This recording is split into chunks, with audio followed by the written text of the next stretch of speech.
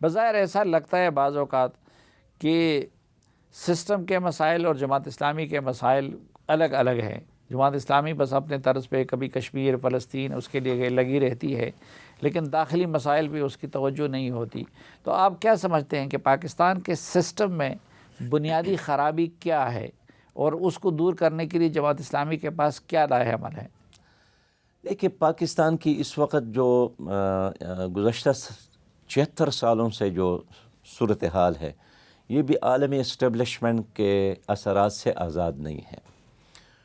اور عالمی اسٹیبلشمنٹ اتنا طاقتور ہے کہ وہ نہ صرف پاکستان بلکہ دنیا کی کسی بھی اسلامی ملک میں ایسی قیادت چھوڑنے کے لیے تیار نہیں ہے جو ان کے مفادات کے مخالف ہو. ہم ٹھیک ہے جمہوریت پر یقین رکھتے ہیں، لیکن اسی جمہوری راستے سے الجزائر میں عباس مدنی نے الیکشن جیتا، اس کو برداشت نہیں کیا. ابھی کچھ عرصہ قبل جناب مرسی نے الیکشن جیتا مصر میں، لیکن اس کو قبول نہیں کیا اور اس کو بالآخر جیل جانا پڑا اور وہاں ہی وہ شہید ہو گئے. اس طرح تیونس میں اور بہت سارے اسلامی ممالک میں.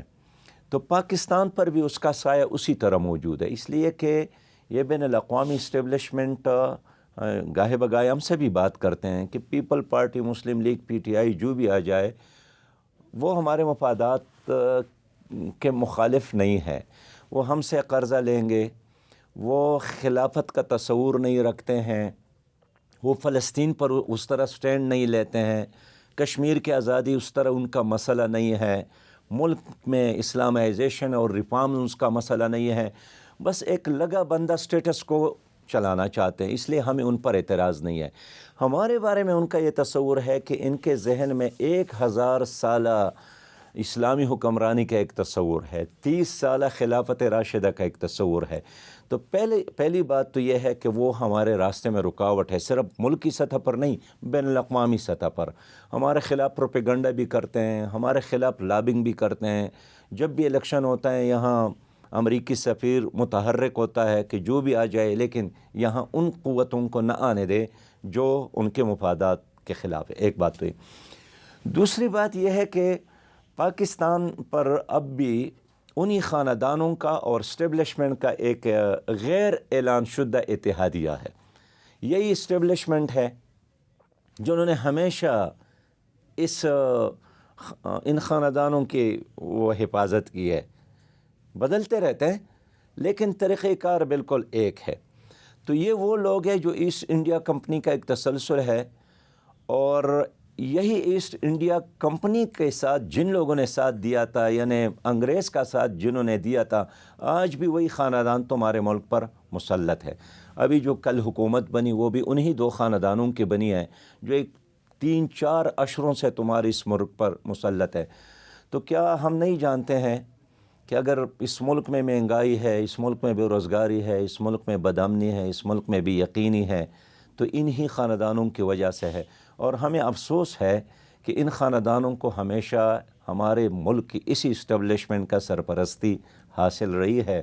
اس کی وجہ سے یہ لوگ یعنی باریاں تو لیتے ہیں لیکن ہمیشہ اقتدار میں یہ لوگ رہے ہیں، اور اب پھر اقتدار میں آ گئے. جماعت اسلامی عام آدمی کو اقتدار میں لانا چاہتا ہے. کسی جاگیردار، کسی کرپٹ سرمایہ دار، کسی کرپٹ ٹھیکیدار کے بجائے عام کارکن ہم نے ٹکٹ دیا ہے. مجھے معلوم ہے سندھ میں ایک طرف لینڈ کروزرز کے قطار اور دوسری طرف ہمارے موٹر سائیکل پر ہمارے کینڈیڈیٹ کمپین کرتا تھا. تو ان عوامل کی وجہ سے میں بالکل کلیئر کرنا چاہتا ہوں کہ اگر آج بھی پاکستان میں ایک فیئر الیکشن ہو جائے تو اس فیئر الیکشن میں جماعت اسلامی ایک مؤثر طاقت کے طور پر اٹھے گی. ایک زمانے میں سلیم بھائی کیا تکلیف ہے اگر ہمارے کراچی میں یہ لوگ کامیاب ہوتے ہیں؟ اس نظام کو کیا تکلیف تھا؟ نہیں، لیکن ایک زمانے میں آئی جی آئی جو اسٹیبلشمنٹ نے بنائی تھی اور پھر ایم ایم اے جو اسٹیبلشمنٹ نے بنائی تھی، آپ لوگ ان کا حصہ تھے، تو اس وقت اسٹیبلشمنٹ نے آپ لوگوں کو کیوں چنا؟ دیکھیں اگر یا آپ اسٹیبلشمنٹ کے گیم کا کیوں حصہ بنے؟ جب آئی جی آئی بنی تھی نا جی، تو میرے خیال میں ہم دونوں کالج میں تھے، ٹھیک ہے نا جی، اور میں اسلامی جی میں طلبہ میں تھا. جی.